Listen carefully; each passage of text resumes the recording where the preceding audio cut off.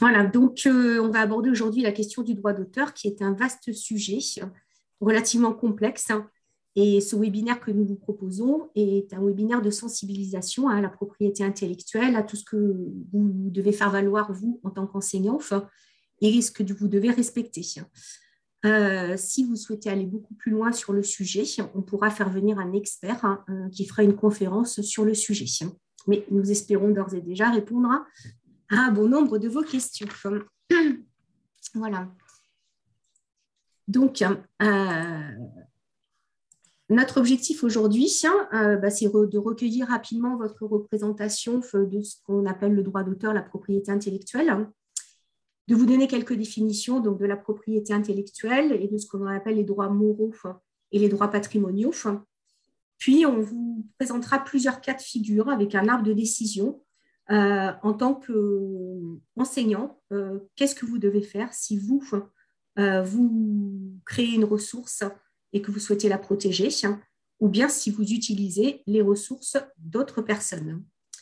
Puis on a sélectionné quelques questions, réponses, qui ne sont bien évidemment pas du tout exhaustives par rapport à la quantité de questions que l'on peut se poser. Et vous, vos questions, est-ce que vous pourriez les mettre dans le chat et on y répondra, on tentera d'y répondre à la fin de la présentation. Voilà, puis on va vous donner quelques ressources également concernant tout ce qui est droit d'auteur. Donc pour commencer, votre représentation, on va faire un petit WooClap. Donc vous avez ici l'adresse du WooClap. Voilà, il suffit juste de la taper et de répondre aux deux questions qui vous sont posées, qui représentent pour vous les droits d'auteur et la propriété intellectuelle.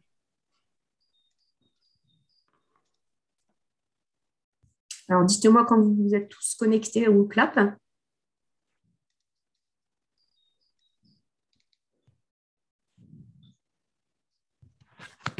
Tu pourrais remettre le QR code, s'il te plaît? Bien sûr. Merci. Voilà. Merci. Ça y est.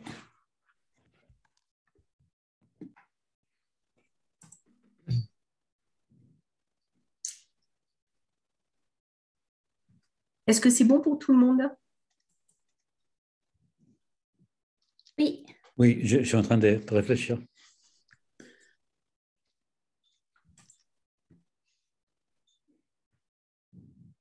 Ah, il y a une personne qui vient d'arriver. Bonjour Laurent. Bonjour. Alors, on a commencé. Tu peux te connecter à WooClap, soit via le QR code, soit via l'adresse qui est ici, pour répondre aux deux questions que l'on vous a posées sur WooClap pour recueillir vos représentations, à la fois de la propriété intellectuelle et du droit d'auteur.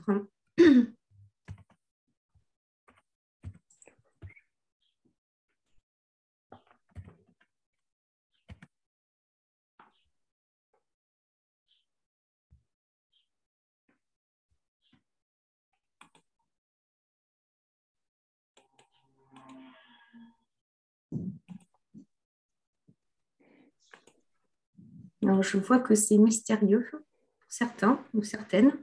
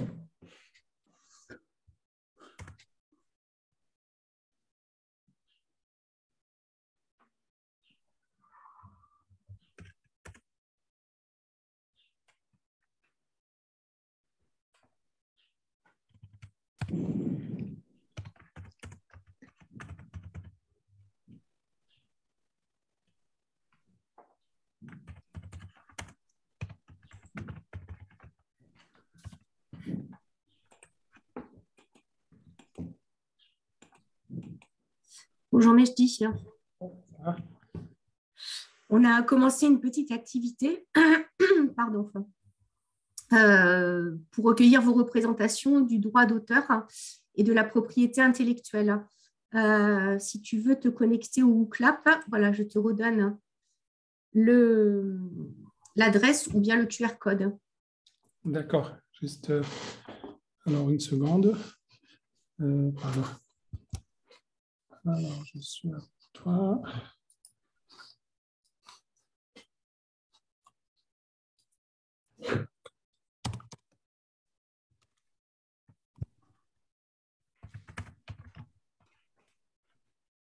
Est-ce que c'est bon pour toi? Oui, en fait, je crois que j'ai pris juste. Attends, accorde-moi juste une seconde. Désolé, hein. Non, non. Attends. Si. J'ai pas pris le reste. R-U-I. IQH. Allez, c'est parti. OK.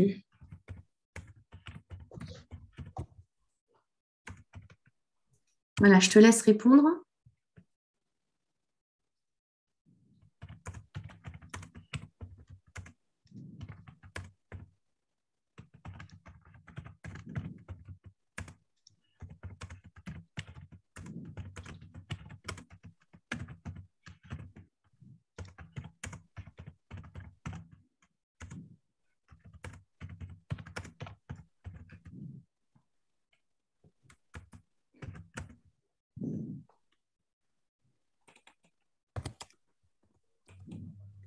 Ah, j'ai pas ce caractère.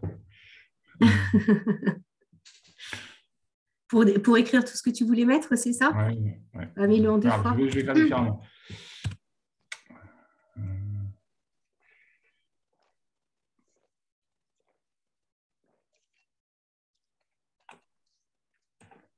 Je vais abréger. Je vous laisse encore une minute et puis on va débriefer un petit peu et puis avancer sur les définitions.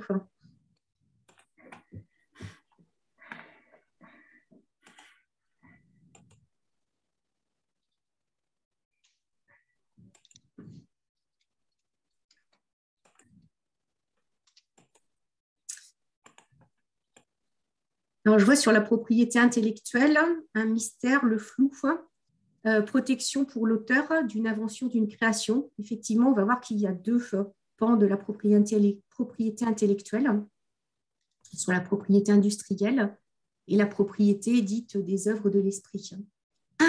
Pardon. Le respect d'origine d'idées, oui, c'est ça qui permet de respecter des idées, mais on va voir pas n'importe quelle idée. Il faut qu'elle ait une certaine forme et qu'elle soit originale. On va le revoir dans la définition. L'identification des origines des publications et leur protection.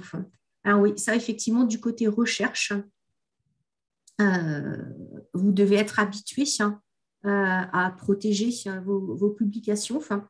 Là, nous, on se positionne du côté ressources pédagogiques. D'accord. Voilà, la propriété d'un contenu, mais ne donne pas nécessairement un retour droit d'auteur si licence libre. Alors, effectivement, si on soumet son œuvre sous une licence Creative Commons, comme on dit, licence libre, il est possible qu'elle soit diffusée donc, à tout le monde et qu'elle soit sous licence libre, mais attention, il peut y avoir quand même des conditions dans les licences libres. Vous pouvez, souhaiter qu'elle ne soit pas modifiable, qu'elle ne soit pas commercialisable. Donc, on verra ça tout à l'heure. Et sur les droits d'auteur, alors, appartenance d'une œuvre responsable, je ne comprends pas le terme responsable. Je ne sais pas qui a mis responsable. Je ne peux pas t'aider. Bon. Donc, un mystère, d'accord. Les droits que l'on possède sur ces productions ressources dans le temps, tout à fait. On verra que la dimension temps est très importante aussi en fonction des deux types de droits d'auteur. Le droit que l'on possède sur l'intégrité de ce que l'on transmet comme contenu. Alors, la notion d'intégrité sera abordée également. Donc, c'est une protection, aussi bien pour celui qui va utiliser l'œuvre que pour celui qui la produit. Obligation de citer les noms d'auteurs, tout à fait, même si c'est sous licence libre. On le verra tout à l'heure également. Bénéficier financièrement de l'utilisation par d'autres de son invention création. Effectivement, des auteurs peuvent être rémunérés pour leur création, mais ça n'est pas du tout une obligation. Ensuite, tout ce qui est droit associé à l'utilisation de ressources, de la production de ressources par d'autres personnes, oui, mais pour vous-même aussi. Voilà, les autres personnes qui vont utiliser vos ressources, mais aussi vous qui allez utiliser les ressources des autres. Ce qui définit ce que l'on peut faire ou pas, effectivement. Protection de nos œuvres, oui, et de celles des autres. La protection des auteurs et écrits. OK. Bon, si on revient, je note, si vous avez des remarques par rapport à ça, mettez-les dans le chat, on y reviendra.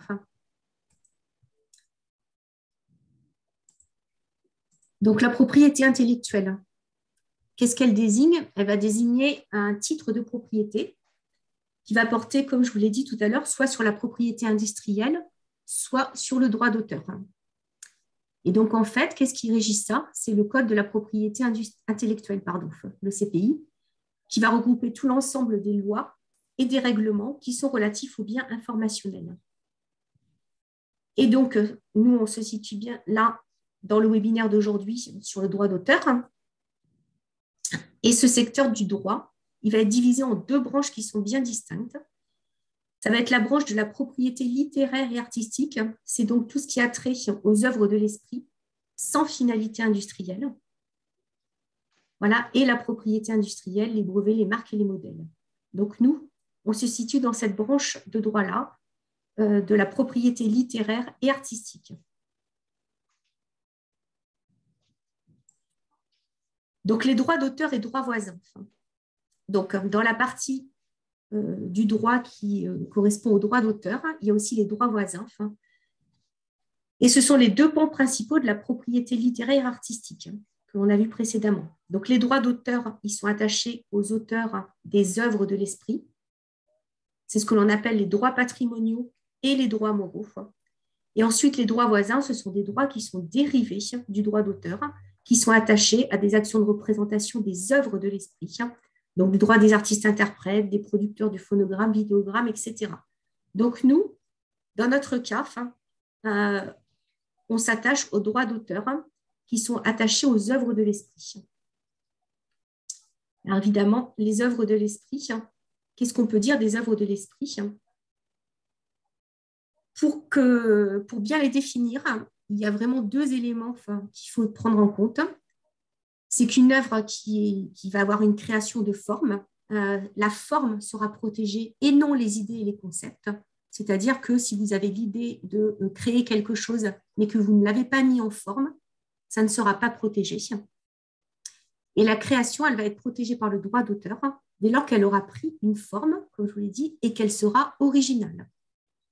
Donc évidemment, l'originalité d'une œuvre, c'est compliqué à définir et ça reste toujours assez flou. Par exemple, si vous allez reproduire une photo d'un tableau tel quel, ça ne sera pas une œuvre originale. Par contre, si la photo est floue, ça peut être une œuvre originale. Donc vous voyez que ça reste assez mystérieux, l'originalité.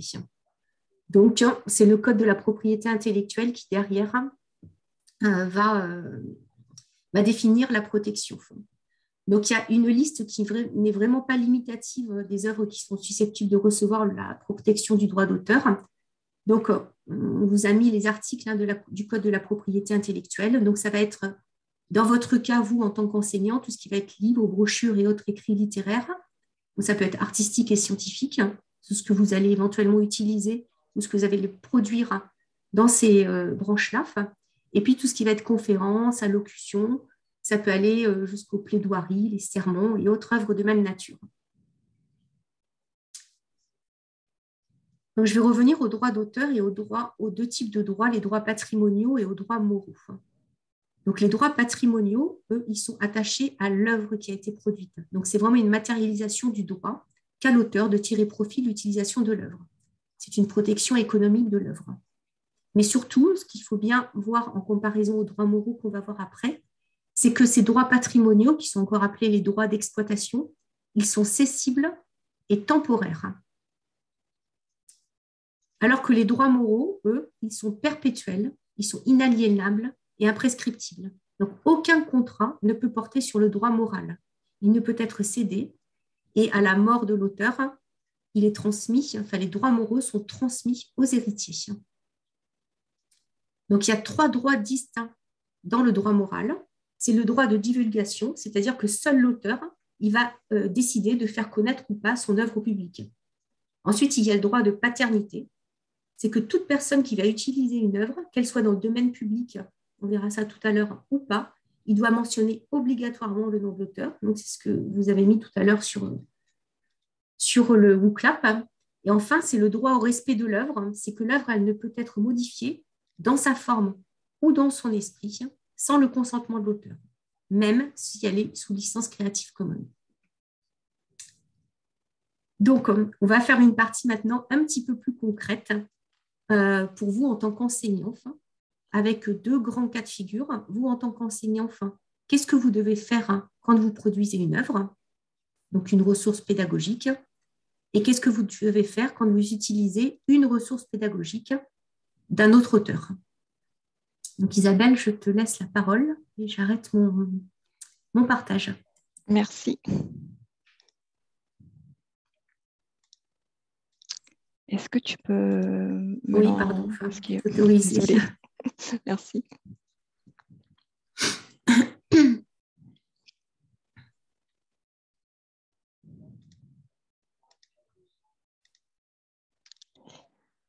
Donc là, vous devez voir mon écran, l'enseignant et les droits d'auteur. C'est bon? Oui. Ok. Du coup, comme tu disais, Corinne, ce qu'on vous présente ici, c'est une sensibilisation. Donc, c'est très difficile de faire l'exhaustivité de ce qui est de toute la juridiction autour des droits d'auteur. C'est un sujet très complexe en droit et très sensible, comme disait Corinne, parce que voilà, pour définir qu'une œuvre est originale, donc voilà, c'est... Donc, il y a toujours des subtilités sur les droits d'auteur. Donc là, c'est vraiment une vue macro effectivement, d'être des situations, on va dire de grandes situations, c'est que vous utilisez une ressource, une œuvre existante, ou vous créez une ressource œuvre et vous souhaitez la protéger. On va commencer par le cas, j'utilise une œuvre. Vous voyez bien mon écran? Oui. Donc voilà, donc la première question effectivement à vous poser, est-ce que l'auteur est décédé depuis plus de 70 ans? En fait, effectivement, en France, si l'auteur est décédé depuis plus de 70 ans, la ressource appartient donc au domaine public. Dans ce cas-là, vous pouvez l'utiliser, la modifier, même si vous n'êtes pas obligé de créditer l'auteur, c'est conseillé voilà, pour faire valoir l'auteur. Et donc voilà, vous pouvez l'utiliser, sachant que ça reste aussi que, comme disait Corinne, c'est le droit d'exploitation qui tombe, les droits patrimoniaux qui tombent dans le domaine public, mais les droits moraux appartiennent toujours aux héritiers.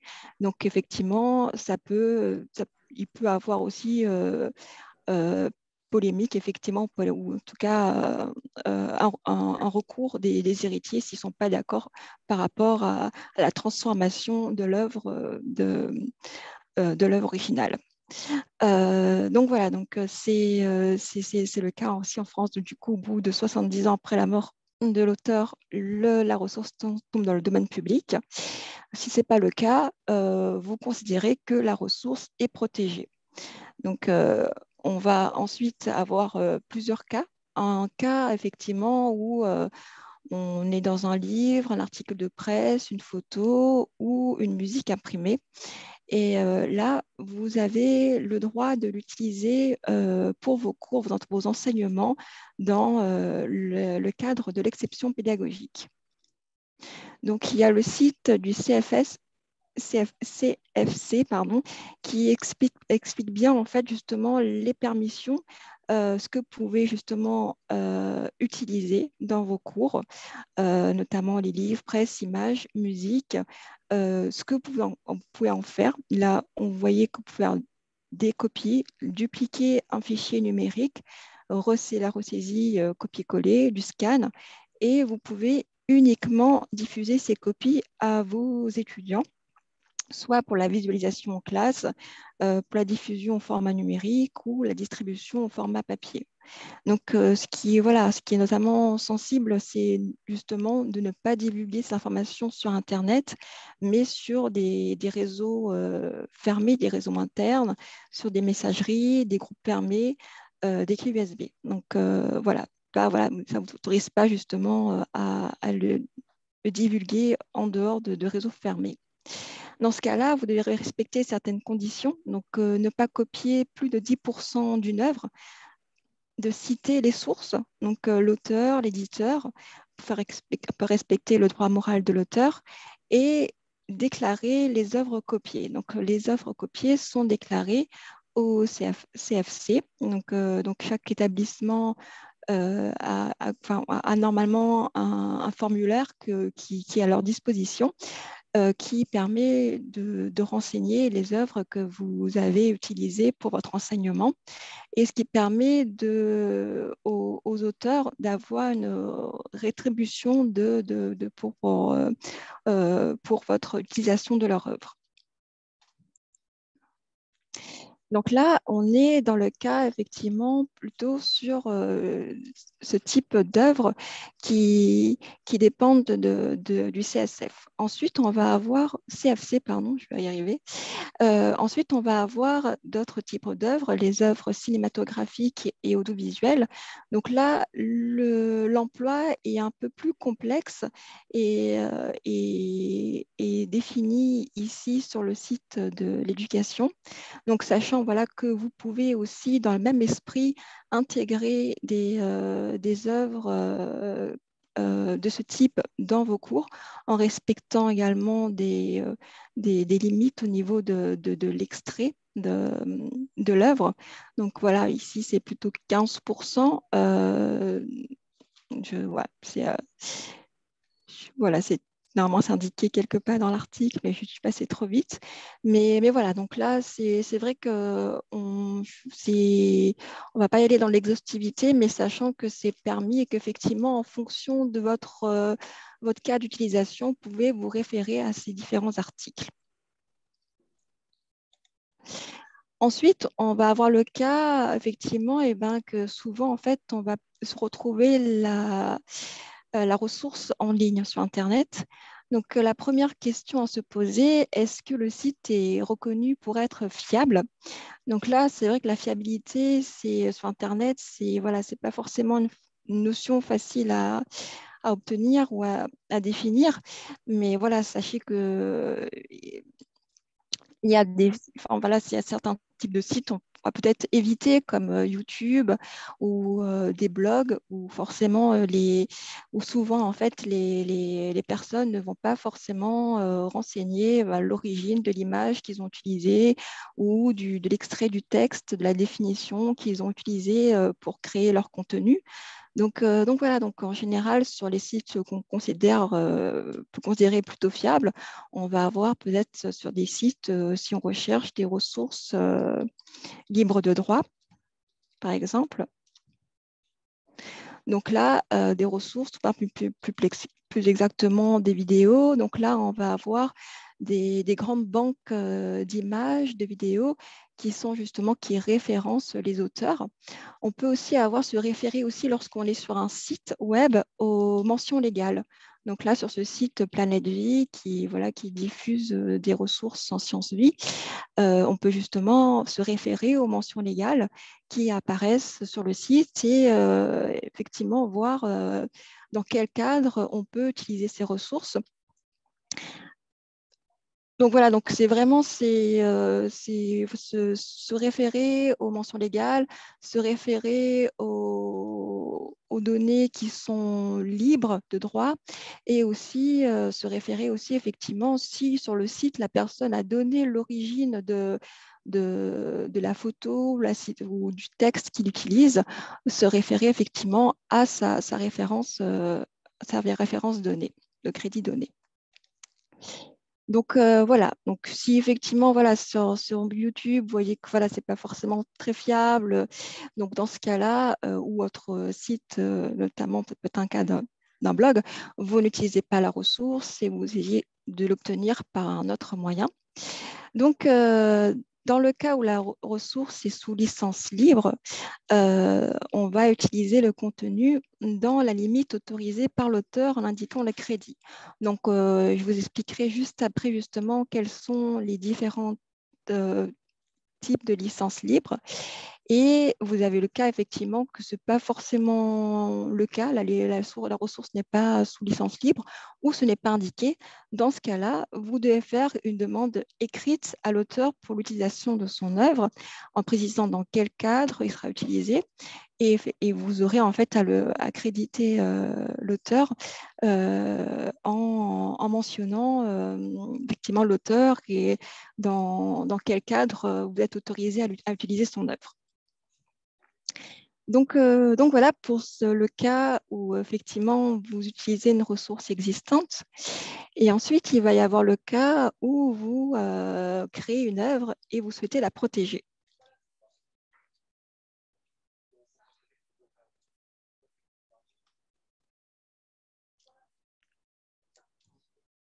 Je vais mettre ma, je t'ai déjà vu. Donc, on va avoir plusieurs cas possibles. Le premier cas, c'est la question peut se poser, c'est est-ce que je vais les créer seul ou pas? Donc là, vous avez en fait deux cas possibles. Il s'agit soit d'une création qu'on considère comme une œuvre de collaboration, ce qui veut dire qu'il y a plusieurs co-auteurs qui ont été investis dans la création de cette œuvre. Dans ce cas, vous respectez le droit commun qui a été établi entre les co-auteurs pour exploiter l'œuvre.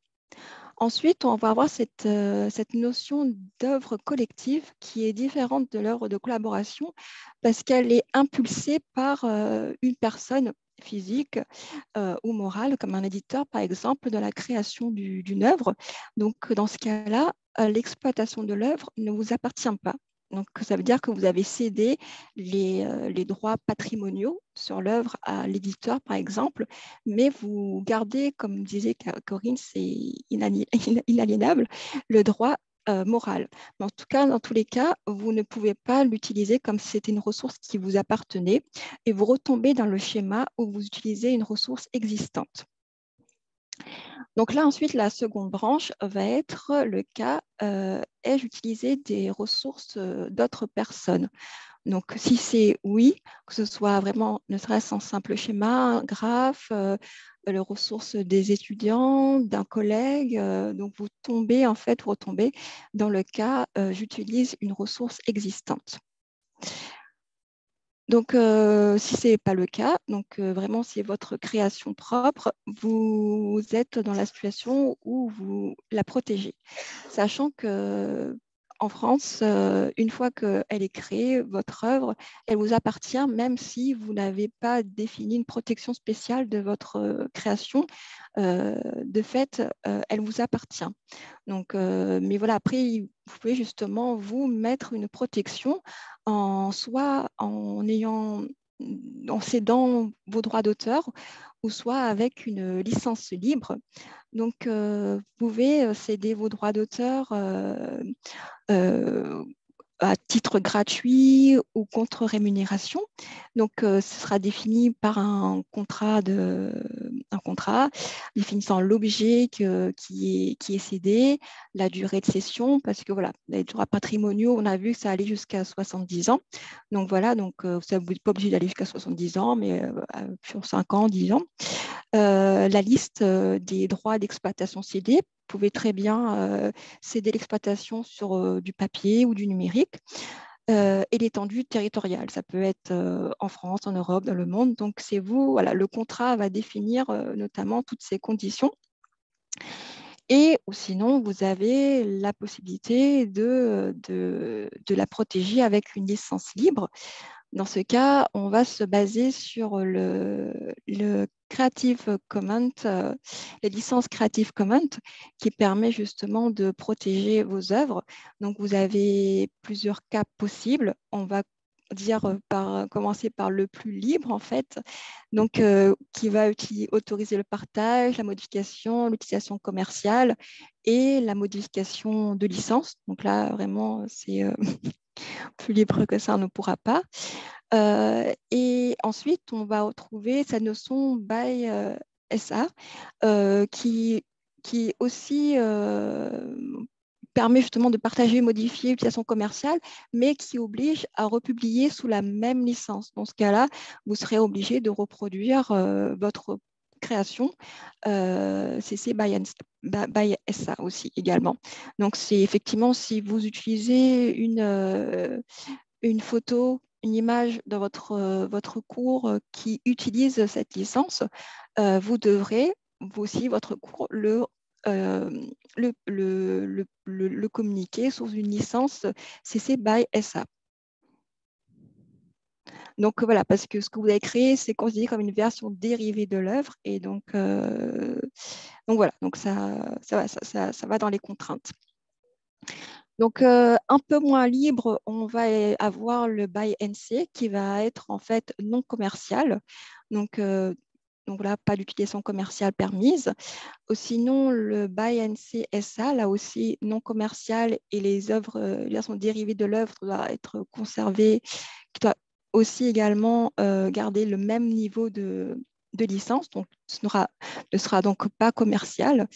Et aussi, voilà, donc rester aussi, avec cette notion de publier aussi sous le SA aussi. Donc ensuite, on va avoir donc là les moins libres, donc là qui vont vous obliger à le communiquer, le produit tel qu'il est, enfin l'œuvre telle qu'elle est, sans modification possible by ND. Et donc là, encore plus restreint encore, ça va être une utilisation non commerciale. Donc, dans tous les cas, lorsqu'effectivement vous trouvez une ressource Creative Commons, vous devez respecter justement les droits permis et autorisés par l'auteur, en indiquant l'auteur également, l'auteur de l'œuvre, le niveau de licence. Enfin, voilà, excusez-moi, je parle de l'auteur, mais c'est également pour vous, en fait, lorsqu'on va vous citer, on doit vous citer vous, on doit citer le niveau de, la licence utilisée, également aussi où est-ce qu'on a,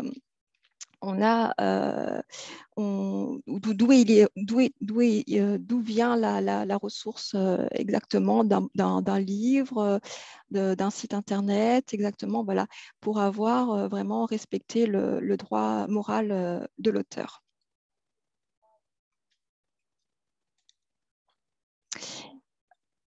Excusez-moi. Donc voilà pour le cas d'une ressource ou d'une œuvre que vous aurez créée. Donc, si on passe à la suite, on peut avoir justement, on va peut-être échanger sur les FAQ. Donc, sur les FAQ, les questions qui sont fréquemment posées. Donc, voilà. Donc, une petite première question pour vous.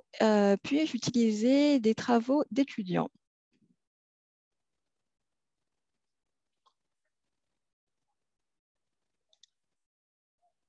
Qu'en pensez-vous?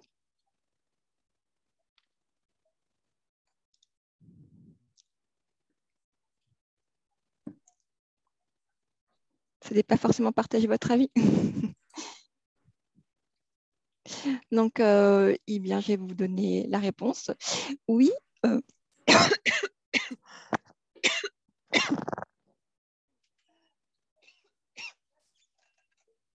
peux prendre la suite si tu veux, Isabelle. Oui, vous pouvez effectivement utiliser les travaux de vos étudiants. Par contre, vous devez leur demander l'autorisation avant toute utilisation, et c'est exactement la même chose si vous filmez. Voilà, mais vous pouvez les utiliser. dans le cadre de vos enseignements. J'avais une question, est-ce que vous m'entendez? Oui, très bien. J'avais une question sur des travaux d'étudiants où on est co-auteur avec eux, en fait.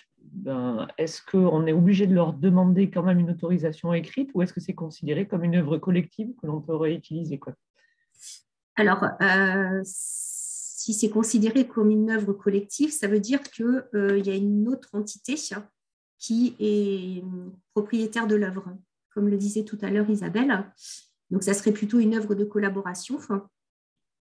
Ouais, là, dans le coup, cas, il faudrait demander quand même une autorisation écrite pour l'utiliser. Ouais. Et on trouve des formulaires en ligne ou des… Oui, mais normalement, chacun des établissements doit avoir un document pour utiliser, de demande d'autorisation pour utiliser des travaux d'étudiants. Généralement, ça se fait beaucoup quand on filme. Mais voilà, tous les établissements doivent avoir un document de la sorte. Très bien, merci beaucoup. C'est souvent la communication, les services de communication qui ont ce type de document, mais voilà, après, en fonction des établissements, voilà, il faut voir avec vos responsables. Très bien, merci. Je te laisse continuer, Isabelle. Je vais essayer, excuse-moi. Oui. Je souhaite filmer une conférence pour l'utiliser dans mon cours. Que dois-je faire vis-à-vis du conférencier?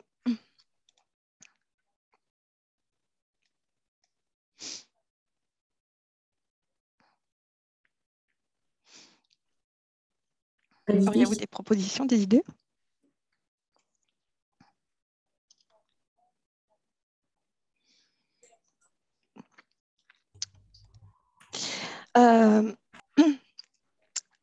Le conférencier, il va conserver ses droits d'auteur sur le contenu, son discours et son diaporama. Il conserve son droit à l'image. Il faudra donc lui faire signer une autorisation pour le filmer et une autorisation qui fera référence à ce contenu mixte.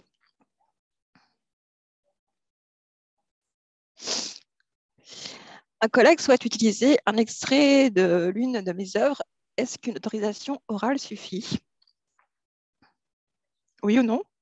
Non. Non. Effectivement. Non, Effectivement, non. Il faut, en tous les cas, même si c'est un collègue, un proche, quelqu'un que vous connaissez bien, il faut toutefois une autorisation écrite qui protégera l'intégrité de vos droits sur l'exploitation de l'œuvre à venir. J'ai publié un ouvrage, puis-je l'utiliser et le distribuer des polycopiés à mes étudiants? Ah oui, je suis partie un peu vite. Non, effectivement, comme on avait dit tout à l'heure, si on signe un contrat d'exclusivité avec un éditeur, vous n'êtes plus titulaire de vos droits, vous avez cédé, donc vous ne pouvez pas librement diffuser ce cours. Donc, dans ce cas-là, vous devez demander une autorisation à votre éditeur. Existe-t-il des exploitations de l'œuvre qui échappent à mon contrôle?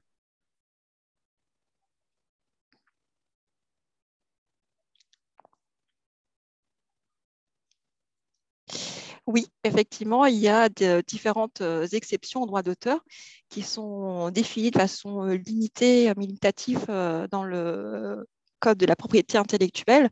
Donc, on en recense 9 cas. Ici, on en précise que quelques-uns.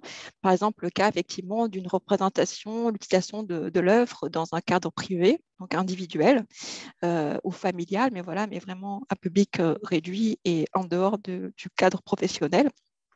On a vu aussi tout à l'heure l'exception pédagogique. Donc, dans le cas de certains types d'œuvres, on n'a pas besoin de forcément demander l'autorisation à l'auteur. On utilise son œuvre, un extrait de son œuvre. On va ensuite effectivement renseigner auprès du CFC qu'on a utilisé l'œuvre. Mais en tout cas, on n'a pas besoin de faire une demande préalable pour exploiter l'œuvre. Donc, il y a effectivement d'autres cas, mais voilà, on vous précise ces 2 cas ici. Est-ce que vous avez des questions? Il y en avait quelques-unes dans le chat. J'ai vu qu'Ophélie avait répondu à certaines. Néanmoins, Oui, il y a une question qui est revenue 2 fois, donc j'ai répondu. Et il y en a une autre que je n'avais pas compris sur les figures adaptées.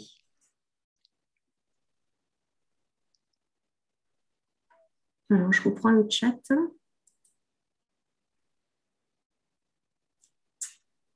Alors, il y avait la question par rapport au Moodle, c'est ça? Et voilà, et en fait, Moodle, Ouais. comme c'est le réseau interne, ça ne compte pas comme une publication sur Internet. Donc, celle-là, c'était bon. Et c'est Astrid, en fait, qui a son micro qui ne marche pas, qui avait posé la question sur les figures adaptées. Je voulais juste rajouter quelque chose par rapport au Moodle. Il faut savoir qu'une connexion anonyme est possible sur le Moodle. Néanmoins, on n'a accès qu'à l'architecture des cours. Et vous savez que dans le Moodle, il y a plusieurs méthodes d'inscription. Il va y avoir de l'auto-inscription, il va y avoir de l'inscription par cohorte. Il va y avoir un accès anonyme. Donc, toute personne qui accède au Moodle, et si vous avez laissé dans les méthodes d'inscription l'accès anonyme, toute personne qui peut voir les contenus de vos cours. Si vous ne souhaitez pas qu'une personne qui a un accès à Moodle voit le contenu de vos cours, il faut enlever l'accès anonyme ou l'auto-inscription. Mais ça reste quand même des personnes de l'établissement, en fait, qui ont un accès à Moodle. C'est pas extérieur. Voilà. Parce que l'accès anonyme, après, si le cours n'est pas en auto-inscription ou si l'accès anonyme n'est pas laissé, on ne voit qu'un titre, en fait, qu'une arborescence, mais on ne rentre pas dans le contenu du cours.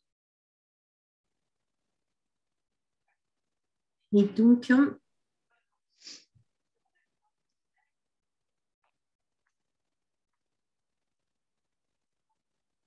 si on se base sur une figure que l'on adapte, quels sont les droits? C'est toujours pareil, tout dépend comment a été protégée la figure au départ. Mais normalement, on doit mettre le nom d'auteur au départ. Et on doit avoir l'accord aussi de l'auteur pour l'utiliser. Soit S'il n'y a effectivement, pas de licence. Voilà, tout à fait.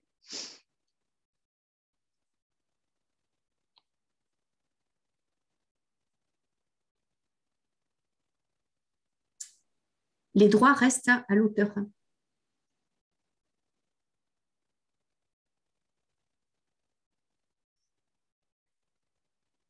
Oui, mais ensuite, à qui sont les droits? Ces droits, ils restent à l'auteur, en fait.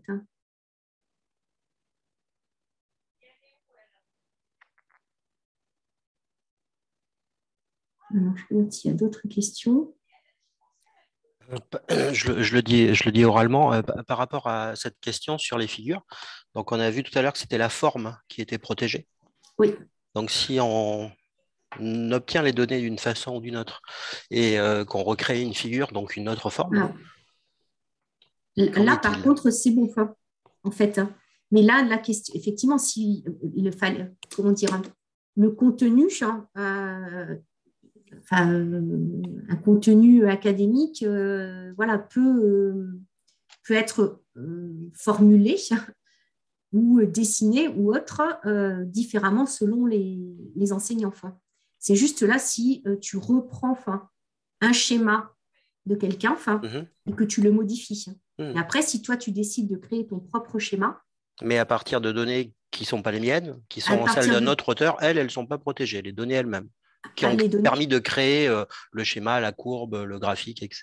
Ça dépend. Si les données elles viennent d'une publi, par exemple, si elles sont protégées. Je ne sais pas. Enfin, la forme, je comprends que la figure elle-même, telle qu'elle est publiée dans la publication, soit protégée. Mais enfin voilà, c'était juste la différence fond et forme, en fait, que j'essayais de comprendre. En fait, comment le dit. Attends, c'est-à-dire que si je fais un petit programme qui me fait un schéma qui reproduit à l'identique ce que je vois, ça existe. Bon, mais je ne peux pas copier celui que je trouve sur Internet? Non, ou alors tu mets le nom de l'auteur. Non, mais si moi je la reproduis quasiment à l'identique, là c'est bon.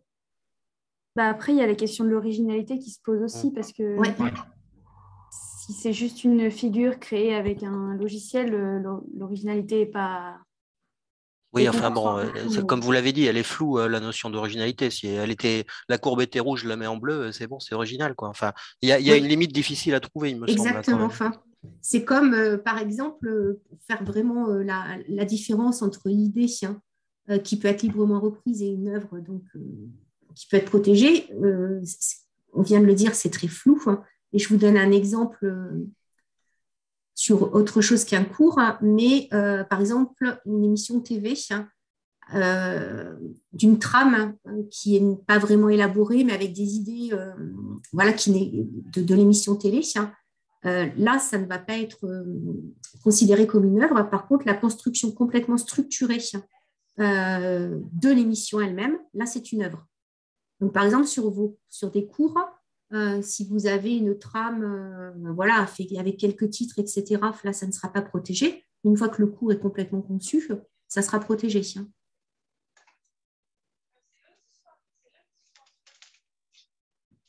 Mais clairement, la différence entre l'idée qui peut être librement reprise et l'œuvre qui doit être protégée, ça reste parfois difficile à distinguer. C'est vrai que je n'ai pas précisé dans mon schéma parce que je n'ai pas forcément vu l'intérêt, mais vos questions, ça me pensait à l'œuvre composite. Si effectivement je pars d'une œuvre existante et je veux en faire une œuvre dérivée, en fait. Donc là, il faut effectivement, pour moi, si tu as trouvé un programme sur Internet Python, ben, tu demandes l'autorisation de l'utiliser et de le modifier parce que tu pars d'une source qui est déjà… C'est pas ça. Ouais. En fait, j'ai un schéma qui m'intéresse.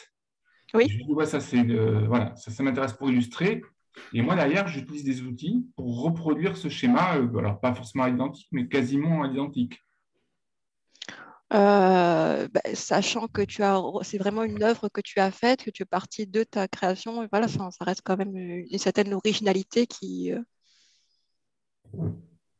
Mais voilà, c'est Pour moi, c'est sensible flou, et hein, pour parce moi, que c'est vraiment de ta création, en fait. une fois que j'ai produit le fichier JPG ou PNG, ça va être compliqué de différencier ce que moi j'ai produit de ce que j'ai trouvé sur Internet. Tu vois ce que je veux dire? C'est que…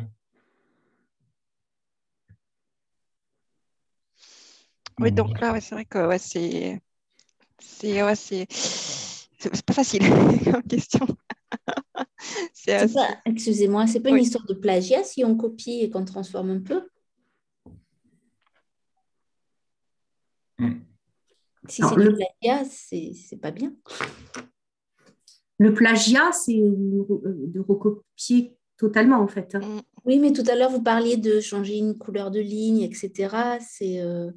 On peut plagier dans une reformulation aussi. Mais du coup, comment dire, effectivement, si on ne cite pas la source. Voilà, c'est ça. Si c'est pas cité. Voilà, si c'est pas cité, effectivement, c'est du plagiat. Par contre, si c'est cité, oui. Et en fonction de voilà comment était protégé, je sais pas moi, le document, là, ça n'est pas du plagiat. Peut-être qu'on revient par rapport à ce que tu dis à Laurent, à une œuvre composite. C'est un dérivé de ce qui existe déjà, qui s'en rapproche et qu'au final, il faut obtenir l'autorisation de l'auteur si tu reproduis quelque chose quasiment à l'identique. En fait, l'œuvre composite, c'est qu'elle inclut déjà plusieurs œuvres préexistantes. Mais les auteurs préexistants ne participent pas à la nouvelle œuvre. Donc, effectivement, là, l'auteur qui va réaliser la nouvelle œuvre, il va devoir obtenir l'accord des précédents qui ont constitué l'œuvre composite. Parce que l'œuvre composite, c'est pas tout à fait,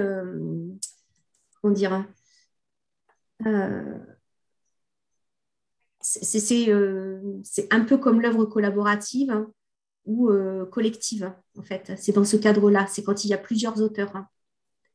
Parce que là, ce que Laurent dit, c'est la conception de quelque chose de nouveau, à partir d'une œuvre qui appartenait à un seul auteur, si je comprends bien.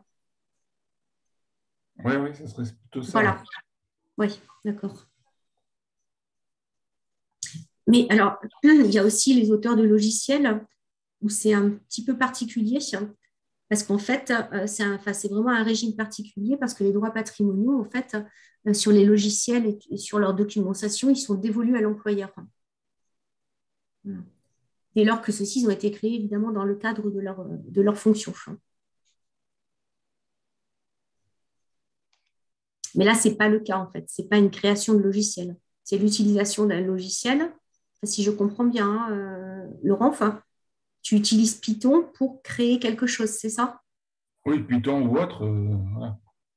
Mais pour créer un support de cours Pour créer, enfin, moi, essentiellement, c'est parce que enfin, voilà, clairement, en sciences, maths ou info, il y a rien de secret, mais c'est surtout pour illustrer quelque chose. Souvent, tu as un graphique ou une illustration à faire, et forcément, on peut trouver des choses intéressantes sur Internet ou autre. Et donc, du coup, après, il faut le reproduire, quel que soit l'outil, quoi. Ça revient. La question, c'est est-ce qu'il faut qu'on cite quand même l'idée ou l'origine de l'idée, ou est-ce qu'on peut le laisser tel quel? Ça revient à ce que Isabelle a proposé quand on utilise une ressource qui vient d'Internet, donc voir évidemment si le site Internet est fiable. Et sinon, s'il l'est, c'est regarder s'il y a déjà un nom d'auteur ou regarder les mentions légales.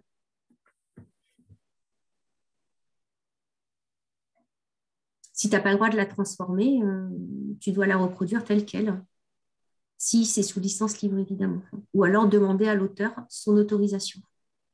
OK. Dans tous les cas, je pense vraiment que le plus prudent, dès que c'est possible, est de demander effectivement l'accord à l'auteur dès qu'il est identifiable. Et dans tous les cas, dans le respect pour éviter le plagiat, effectivement, toujours citer sa source est effectivement la moindre des choses, que l'on s'inspire plus ou moins librement de quelque chose qu'on a trouvé, dans tous les cas.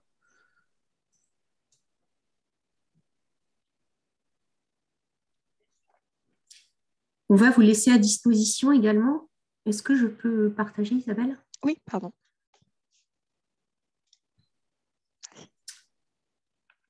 Hop.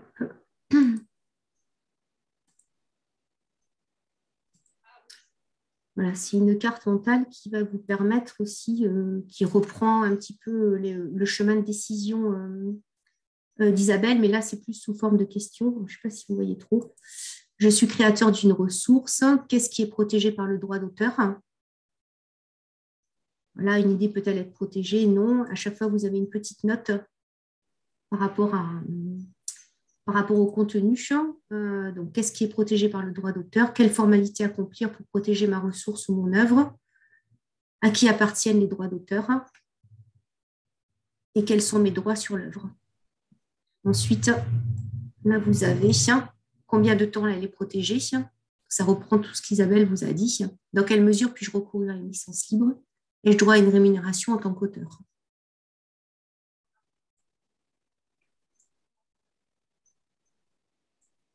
Donc, on va vous le partager. Et ça reprend, ça synthétise un petit peu tout ce qui a été dit tout à l'heure.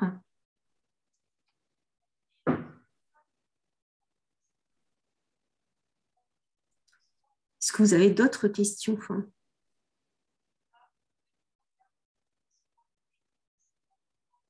Ça vous laisse pantois. C'est effectivement un sujet complexe et comme on l'a dit au départ, ça peut faire l'objet d'une conférence partagée entre les trois établissements, avec un expert sur le droit d'auteur. Donc voilà, on a voulu proposer ce webinaire parce que c'est des questions qui sont très fréquentes, auxquelles on est confronté régulièrement. Notamment, là, on travaille, je parle pour Bordeaux IMP, sur un projet de mutualisation de ressources. Et la question du droit d'auteur, évidemment, s'est posée. Il a été décidé de faire des contrats de cession de droit d'auteur. parce que du coup, le groupe INP deviendra en fait propriétaire du contenu produit. Je vois que Nicolas a levé la main. Ouais, bah, j'avais une question finalement qui rejoint un peu ce que tu viens de dire, mais enfin, en moins étendu. Là, tu parles d'un projet collaboratif, etc. Pour nos propres productions pédagogiques en tant qu'enseignants, qui sont les droits patrimoniaux? Là, tout à l'heure, tu citais pour les créateurs de logiciels, c'est la boîte dans laquelle ils travaillent. Nous, on travaille dans une boîte de formation en créant des contenus. À qui sont-ils? Non, alors vous n'êtes pas dans un organisme de formation privé. Vous êtes universitaire et professeur professeur ou maître de conférence, peu importe. Et si on les... Universitaires, ils sont à vous. C'est à partir du moment où on veut les diffuser au public en passant par un éditeur que la question se repose. Exactement.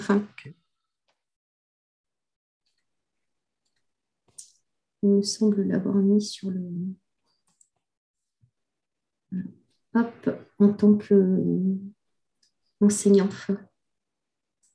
Et puis, il faut préciser aussi que le cas d'être propriétaire de ce qu'on produit, c'est valable pour les enseignants-chercheurs, mais pas pour les professeurs de lycée et collège, par exemple. Non.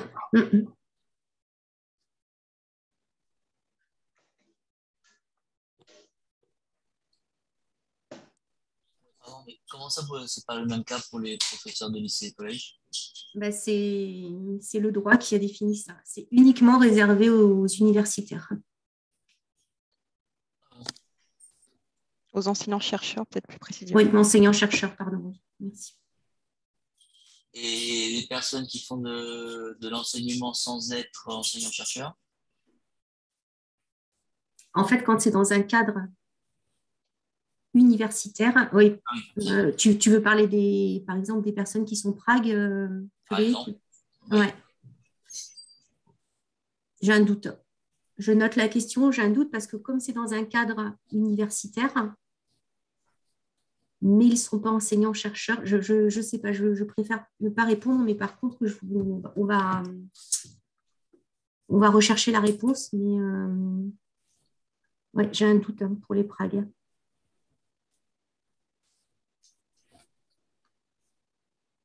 Je suis en train de créer une cours à distance. Est-ce que les règles sont les mêmes que les cours qui sont donnés à présentiel ou c'est différent? Non, c'est la même chose, mais tout dépend après. Le commanditaire, c'est l'établissement en fait qui souhaite proposer un cours à distance comme s'il proposait un cours en distanciel, c'est ça, Mais le cours à distance est considéré comme l'Internet ou c'est considéré vraiment comme quelque chose qui fait partie de l'éducation d'une université? Normalement, là, il doit faire partie. Vous êtes dans quelle université? Dans quel établissement? Bordeaux Sciences Agro. À Bordeaux Sciences Agro. Normalement, c'est la même chose. En fait, vous allez avoir des étudiants qui vont s'inscrire à ce cours à distance comme s'ils s'inscrivaient à un cours en présentiel. Oui, c'est vrai, et tout c'est sur le Moodle, bien sûr. Donc, voilà, donc non, c'est la même chose en fait. D'accord. Quel que soit le format. C'est la même chose sur quelle question, pardon, je n'ai pas suivi. Si c'est un cours à distance sur le Moodle ou si c'est un cours en présentiel. Oui. Et la différence entre quoi et quoi? C'est sur quel objet? L'objet de la différence? Des droits patrimoniaux. Patrimoniaux, ok. C'est donc la même chose pour les MOOC? Oui. Ah non, alors les MOOC, c'est encore différent. Non, c'est différent. Le MOOC, en fait, ça va être une diffusion, comment dire, à la terre entière, si tu veux. Oui, mais sur inscription. Oui, c'est sur inscription. Ça ne sera pas libre d'accès pour tout le monde. Non. Non, mais en général, c'est sous licence libre. Donc, ce n'est pas un libre accès, mais effectivement, il y a une obligation de publier sous licence libre. Donc,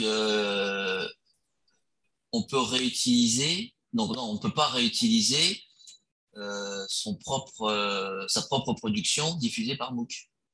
Si, Si. Tu en gardes la paternité de toute façon.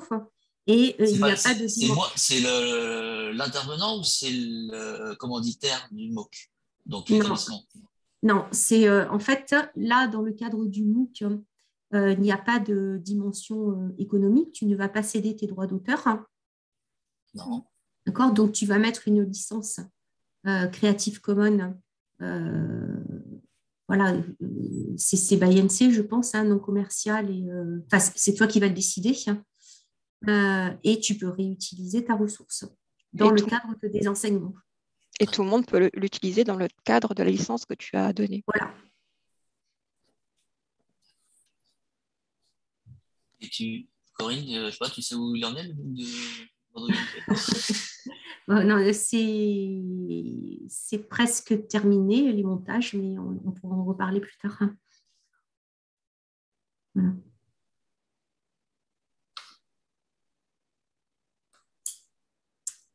Est-ce qu'il y a d'autres questions?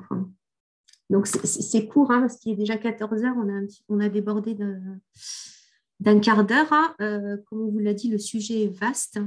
Est-ce que ça vous a éclairé quand même sur ce que vous devez faire en tant qu'enseignant, soit dans la production de votre propre ressource, soit dans l'utilisation d'une ressource extérieure, appartenant à quelqu'un d'autre?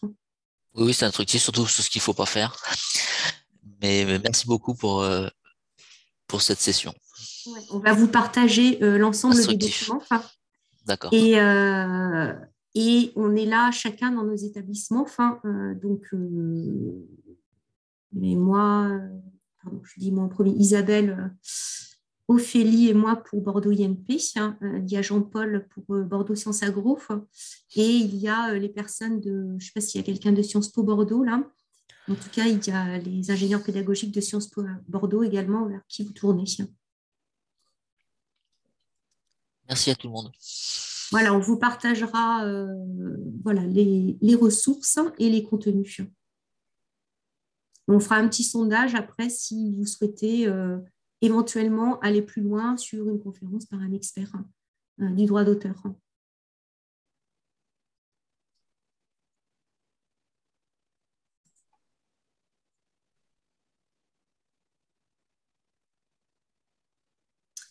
Je vais arrêter l'enregistrement. Tout le monde est parti là.